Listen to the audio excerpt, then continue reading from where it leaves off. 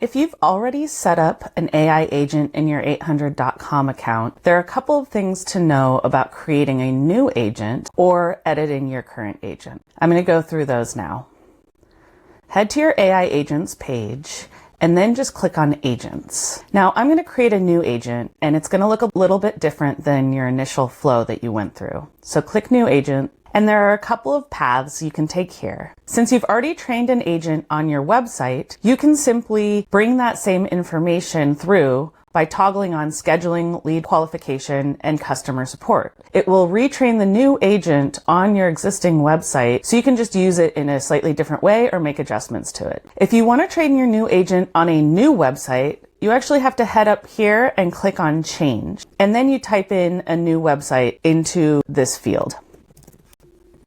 Once you type in your domain, it will also suggest your Google business profile, and you can say, yes, use this profile, find a different one. I'm going to skip this for now. Don't forget that you can upload real calls into your agent to continue to train it. Then you choose female or male again and continue. Wait for setup, and then you have a couple of other fields that you can either confirm or update: industry, location, and business hours. And then it moves you on to whether you want it to train on scheduling, lead qualification, or customer support. Connect your calendar, set your calendar name, bookable hours, time zone, and then a couple of different configurations here.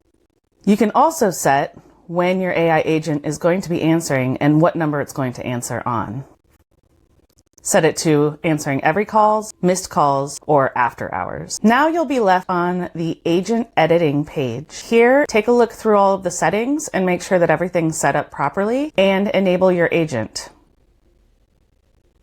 Next, we're going to talk about how to make edits or adjustments to your existing agents. So you go click on agent, and I'm going to go to my initial agent here that's still live. And this screen has a few different tabs on it for you to look at your configurations and make adjustments. You can change the label, the name of your agent, and your first message. Under skills, this is where you can edit or add skills that you want your agent to have, like scheduling, lead qualification, and customer support. As a reminder, this is you telling your agent exactly how you want it to handle customer support or scheduling as a demeanor and goal, rather than you actually giving it the specific answers that it's looking for.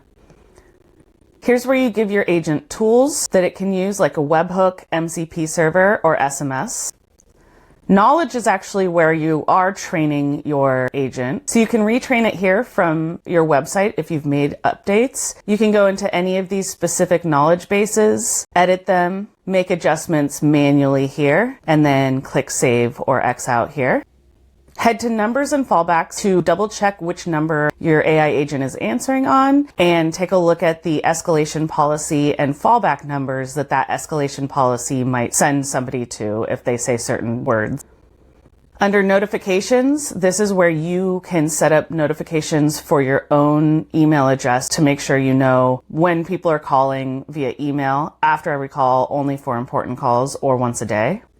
And then under advanced, you can give your system a little bit more of a blueprint on what the AI agent overall is looking to do and give it guardrails. Plus, you can add in these prompt variables. This can be used, for example, to make sure that your agent knows exactly how to pronounce certain names and words. As always, don't forget to click save, and you can make a test call.